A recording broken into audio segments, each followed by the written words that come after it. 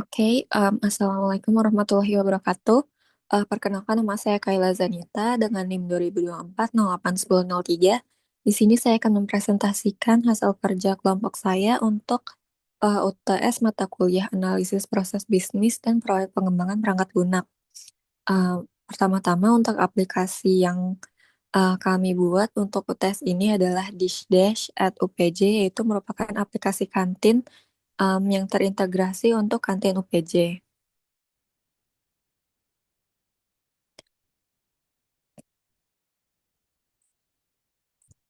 Oke, jadi yang pertama itu adalah latar belakang.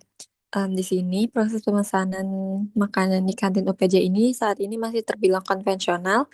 Hal ini menyebabkan penumpukan antrean, kesalahan pencatatan, dan ketidaktransparan informasi menu.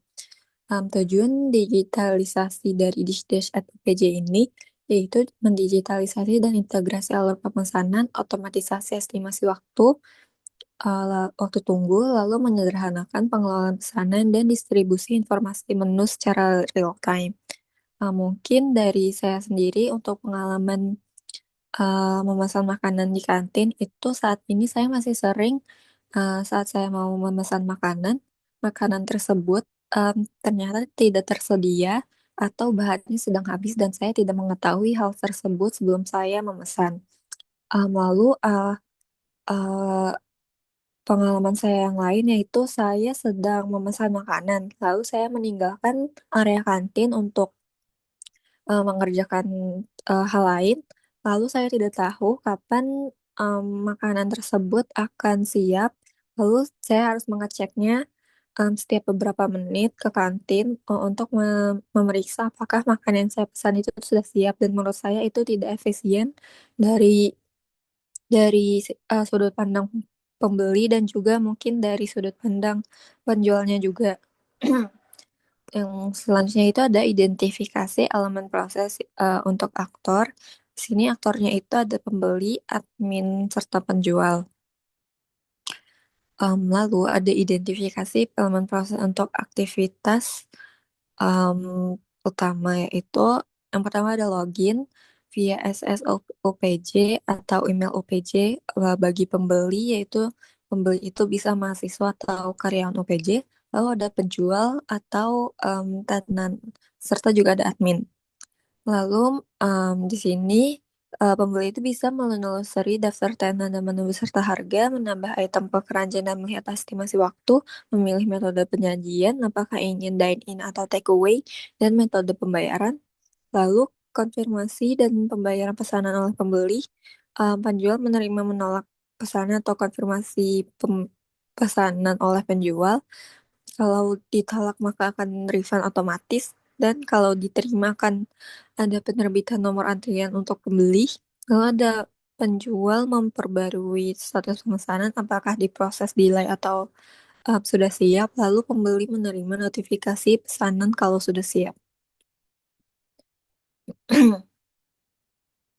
Selanjutnya itu ada elemen proses. Yang pertama itu ada data tenan dan menu. Lalu ada keranjang belanja, pesanan atau order, data pembayaran, nomor antrian dan estimasi waktu, saldo dash atau wallet untuk aplikasi ini, serta notifikasi status pesanan. Lalu ada identifikasi OPR, objek utamanya itu aktor, dan lalu ada objek transaksional atau informasinya. Properti objeknya itu, jadi ada aktor. Nah, aktor ini itu memiliki identitas akun dan ada peran dalam sistem ini. Lalu ada pesanan memiliki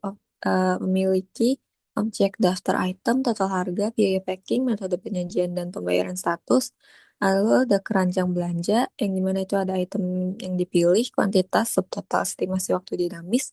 Lalu ada data pembayaran yang berisi metode nominal dan status, nomor antrian dan estimasi yang terdiri dari nomor otomatis, countdown, dan status delay. Lalu ada saldo dash, itu adalah nominal, riwayat top up, withdraw, dan refund.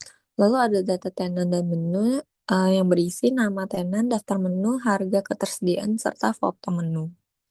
Lalu ada relasi objek yang pertama itu ada pembeli menelusuri data tenan dan menu, pembeli memilih pesanan yang akan dimasukkan ke keranjang belanja, lalu ada sistem menghitung dan menampilkan estimasi waktu tunggu, pembeli konfirmasi dan melakukan pembayaran dari pesanan yang dipesan, lalu penjual konfirmasi pengajuan pesanan, apakah pesanan itu ditolak atau diterima, lalu ada sistem menerbitkan nomor antrian dan countdown estimasi waktu, lalu ada penjual mengatur status pesanan, sistem memproses refund ke saldo di Dash, dan admin mengelola seluruh data dalam platform. Selanjutnya itu ada representasi proses. Ini adalah swim lane dari proses bisnis yang saat ini. Yang pertama itu adalah dimulai dari pembeli. Pembeli ini melihat kanan dan menu, memilih menu yang ingin dipesan, dan bertanya apakah menu tersebut tersedia atau tidak. Kalau tidak, kembali ke pilih dana dan menu. Kalau iya, mengonfirmasi pesanan. Dan harus dikonfirmasi lagi oleh penjual apakah pesanan itu diterima atau ditolak. Kalau ditolak, kembali ke proses memilih tenan dan menu. Lalu kalau diterima, maka akan melakukan pembayaran. Lalu penjual akan menerima informasi pembayaran dan menyiapkan makanan. Dan yang terakhir, proses berakhir saat pembeli menerima pesanan yang dipesan. Selanjutnya itu ada analisis dokumen. Em, Mungkin di sini saya akan jelaskan sedikit dokumennya itu ada apa saja. Jadi untuk autentikasi itu, inputnya itu adalah akun penjual dan kredensial SSO, eh, itu yang terdiri dari email dan password OPC. Lalu outputnya itu adalah status login.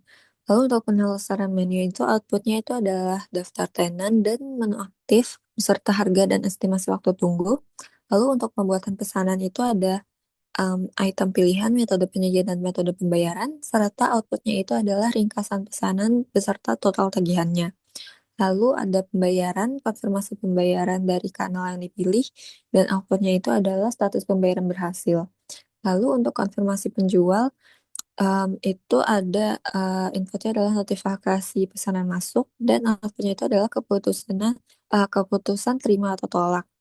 Lalu untuk pengelolaan status itu inputnya adalah tindakan pembaruan status, lalu outputnya adalah status pesanan secara real time, dan yang terakhir itu adalah manajemen tenan oleh admin, yang dimana inputnya itu adalah data tenan baru dan outputnya itu adalah akun penjual yang sudah aktif yang bisa digunakan oleh penjual di aplikasi ini.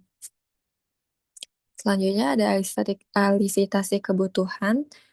Di laporan kami ada 3 tahap, tapi di sini saya uh, hanya akan menampilkan untuk tahap finalnya.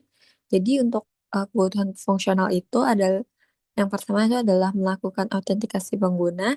Sistem dapat menampilkan pilihan tenan dan menu, pembeli dapat menambahkan pesanan ke keranjang, pembeli dapat melihat estimasi waktu tunggu sebelum pemesanan, dapat melihat metode penyajian, metode pembayaran, apakah e-wallet, m-banking, QR code, atau saldo di Stash.